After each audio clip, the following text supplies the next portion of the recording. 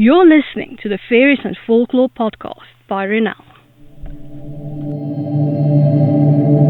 I'm dark fantasy author Ronel Janse van Vuuren. With nearly a decade of digging around in dusty folklore books, researching creatures of imagination that ignited my curiosity, I'm here to share the folklore in a nutshell and how I reimagined it for my writing in An Origin of the Fae. This is the Faeries and Folklore podcast. Hi, I'm your host, Ronel Janse van Vuuren. You can just call me Ronel. In today's episode, we're continuing our exploration of the Fae realm. This episode is brought to you by my book, Once, Tales, Myths and Legends of Faerie, available in ebook, paperback and audiobook. Go to ronelthemythmaker.com/my-books for more.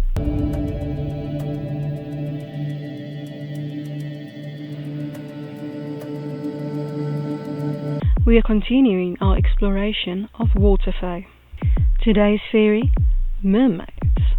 Folklore in a nutshell by Ronel. The mermaid. A familiar figure in folklore from around the world, this half-woman, half-fish creature is usually depicted as being a beautiful woman from the waist up and a glistening fish from the waist down. For the most part, the mermaid sits on a rock and combs her lustrous hair without a care in the world.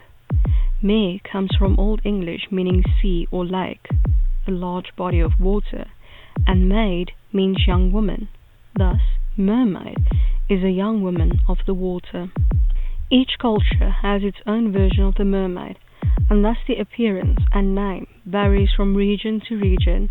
In Brazil, Iara is the mermaid of the Amazon River. Like most mermaids, she functions as a siren that lures men to their death, usually those lost in the jungle. In Britain, there are various names for the mermaid, and a vicious merman husband.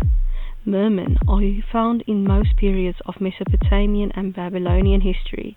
They are even called fishman in Syria. The belief in mermaids has been present for a very long time, seen in how similar they are the world over. As recently as 1947, an octogenarian fisherman from the Inner Hebrides claimed to have seen a mermaid combing her hair near the shore. Sometimes the mermaid is portrayed as a vicious, lustful temptress, using her charms to lure men to their watery deaths. Other times, she is a gentle, wish-granting creature that also warns about storms and imminent danger. Depending on the culture and tale, different aspects of the mermaid's character are emphasized, but stereotypes shouldn't be believed. The mermaid, by whatever name, is a capricious fairy with an agenda all her own. And now for my interpretation of the Fae in An Origin of the Fae, Mermaids. Mermaids appear in two forms.